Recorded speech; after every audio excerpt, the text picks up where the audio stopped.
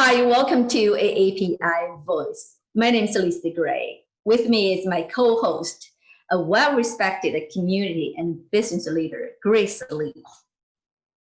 Hi, I am Grace Lee.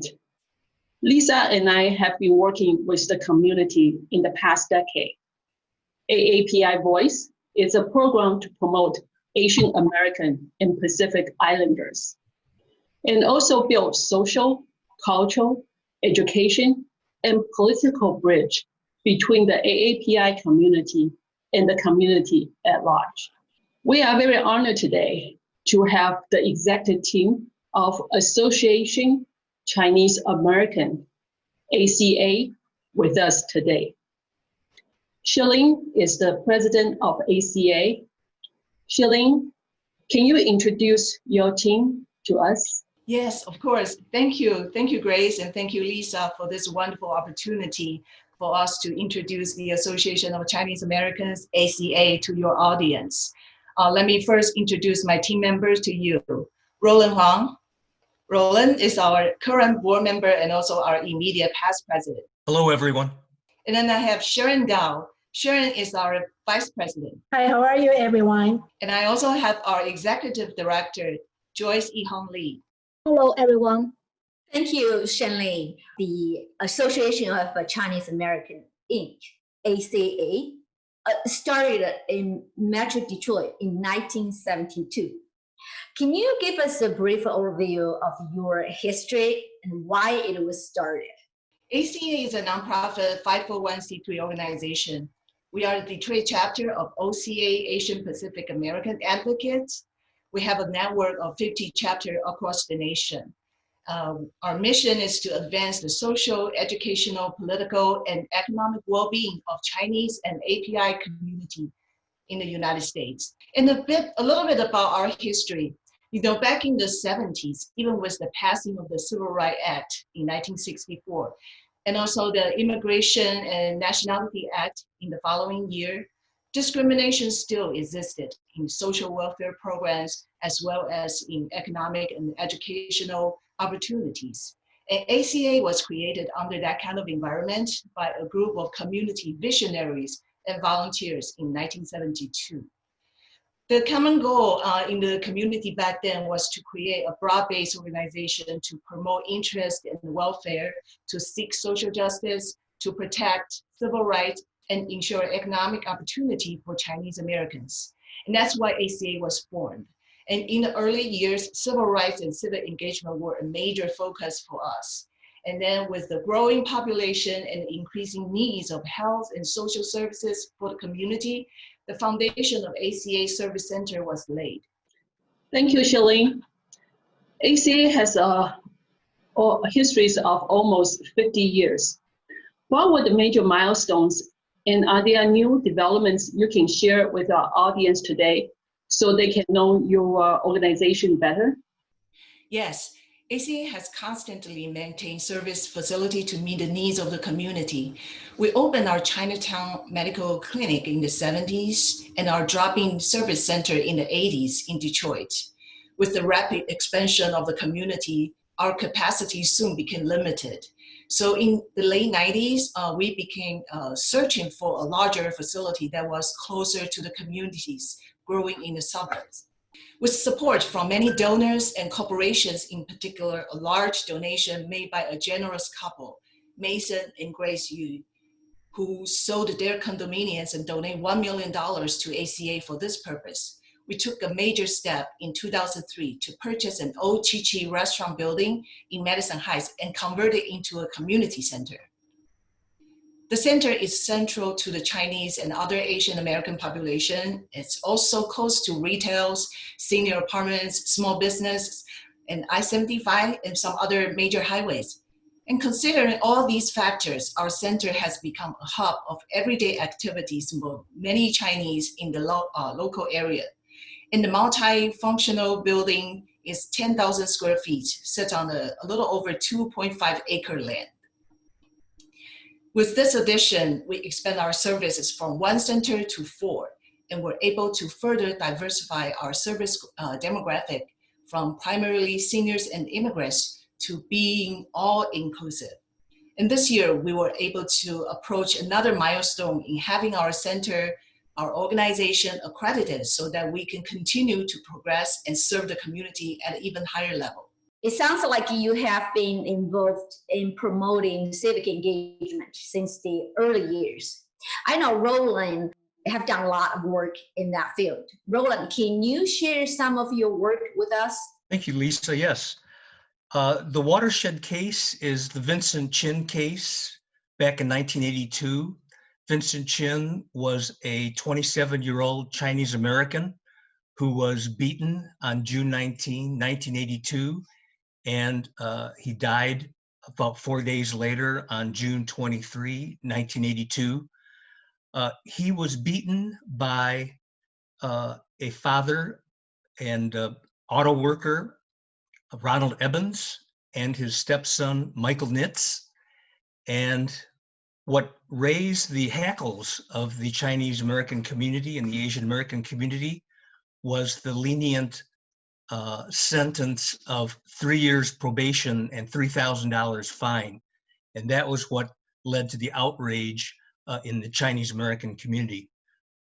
I recall getting a phone call from Qin Yi, the Chinese Welfare Council president, calling me as the Association of Chinese Americans president, chapter president at the time.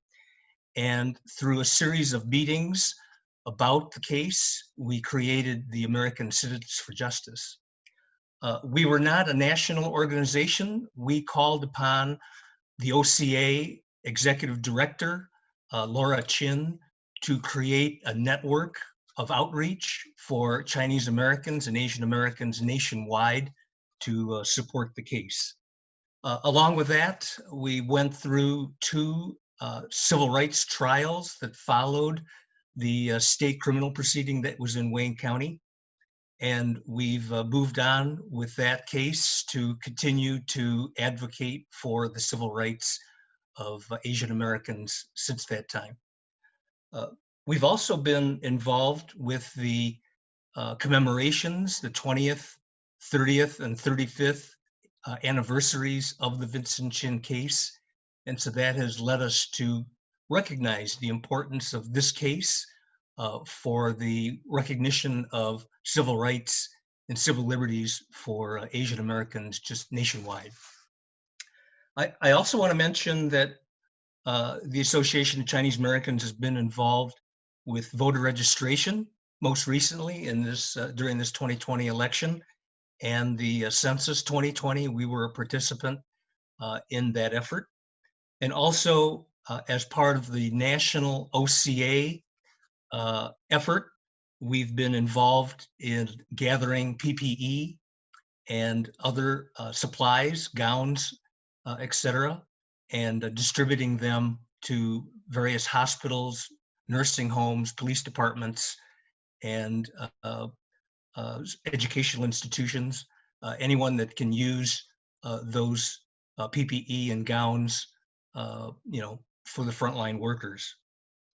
And we've also been involved in K-12 education to the extent that the OCA has a curriculum project to try to get more recognition of Asian American history into the K-12 curriculum. And so that's an ongoing program that is involved with the OCA National Office. That's wonderful, Roland. I understand ACA has a scholarship programs that will received by the community. Would you like to tell us a little bit more about it? Yes, Grace, certainly. It was back in 1984 when the Association of Chinese Americans started its scholarship program. It was that year when the Westinghouse Scholarships, a very notable scholarship program, was swept by 7 Asian Americans that year. And it was at that time that I proposed to Marcus Chow and the board of the ACA board at that time to create a scholarship program. And so I'm proud, and we as committee members of that scholarship committee are proud to have given out about 800 recognitions and 250 scholarships worth about $180,000 over the last 37 years. It's an ongoing program, and we're very proud of the scholarship program. It's a keystone program of the Association of Chinese Americans. Wow, you have a long history, and it looks like you have done a lot of work. Let's watch a video highlighting the programs ACA has done in the past. Then we will come back to talk about specific programs. ACA, ACA, ACA. And I'm going to take you through the culture, history, food, and fun things about Taiwan. And that was pork trotters. So this is called zhujiao, pork trotters.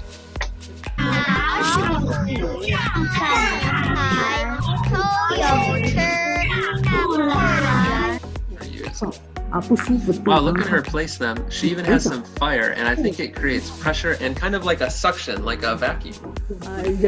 Let's look at what our teacher is writing. 仁义礼智信.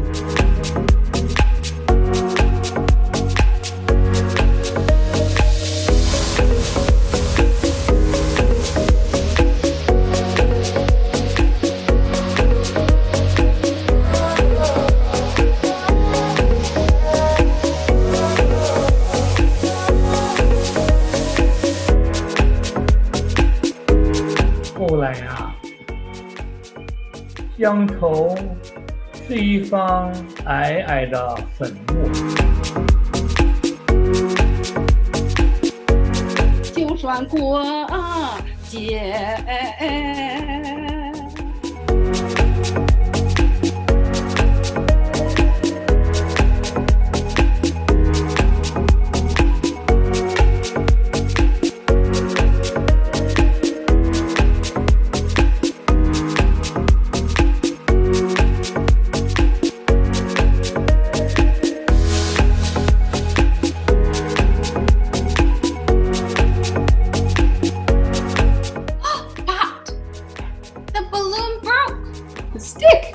Brian, where do sticks come from?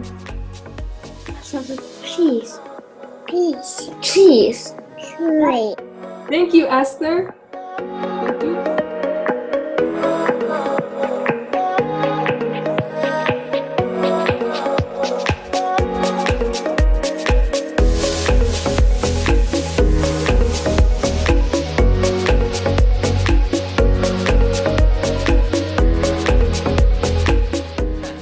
做一道蔬菜的料理。